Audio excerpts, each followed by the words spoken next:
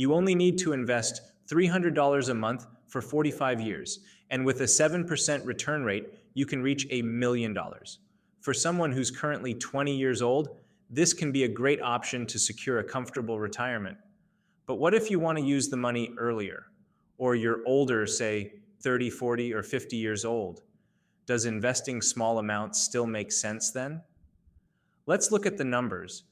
Here's how much you'd need to invest with a 7% annual return based on your age to hit $1 million by the time you're 65. As you can see, if you build the habit of investing early, even small amounts can add up to a substantial final sum. By 30, we're really talking about relatively small contributions that can still make you a millionaire in a few decades. But people with shorter investment horizons can also benefit from investing small amounts. Let's see what it would look like if you only invested for 20 years.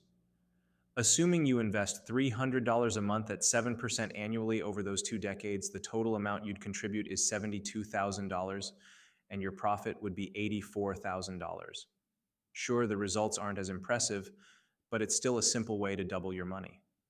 There are 3 main reasons to invest small amounts, and I'll reveal them all. The first is, of course, effective wealth building. As you've seen in the examples, you don't need a lot of money to start investing. This might be obvious to most of you, but trust me, a lot of people still think you need some huge capital to get into investing. The truth is, you can reach millions without starting big. Plus, you don't have to be a genius to pull it off. Investing can be simple. One example that proves this is Ronald Reed. Who's that? He's a guy who shocked the world by leaving a thumbs up for YouTube's algorithm. Just kidding.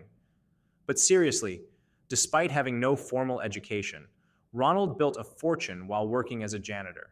He started by mopping floors at a gas station, then worked as a mechanic, and spent the last 17 years of his career as a janitor in a retail store. What's crazy is that no one, including his family, had any idea about his financial success. They only found out after he passed away, leaving $6 million to his local hospital and library. And, as you might guess, he didn't win the lottery, inherit a fortune, or rob a bank. Yet Ronald's total net worth was around $8 million. How did he do it? The answer is simple: investing. But here's the thing about investing. Serious money takes time to accumulate. Ronald was 92 when he passed away, and he invested consistently for most of his life. Even though he built a huge fortune by investing small amounts, it took decades.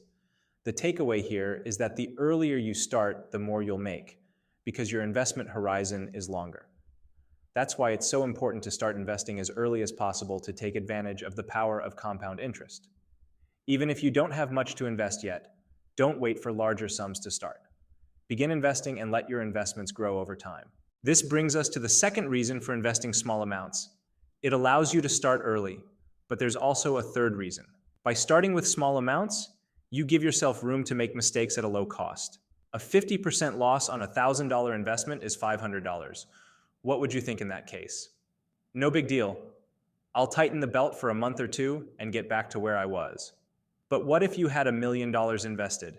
A 50% loss would mean $500,000, money that takes most people many years to earn. Even though the percentage loss is the same, the final impact is very different. At some point in your life, you'll likely come into a larger sum of money that you want to invest. It might be money you've saved over time, or a lump sum from selling a house or receiving an inheritance.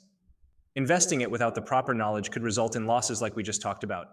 What's more, even with knowledge, if you've never experienced investing firsthand, there's still a high risk of making mistakes. In the financial markets, nothing can replace experience. Emotions will play a big role in your investment decisions, and with experience, it's easier to control them because you'll have some frame of reference. Investing small amounts is a great way to familiarize yourself with investing while keeping your risk relatively low. You'll see how you react to losses, endure a bear market or two, and be a much better investor when your capital grows. These lessons could save you hundreds of thousands of dollars. That's why the third reason to invest small amounts is for the experience and learning. But let me point out one more critical thing. Knowing you should invest and actually doing it are two very different things. With that in mind, I invite you to check out my channel, where I'll regularly talk about investing in the stock market. See you on the other side.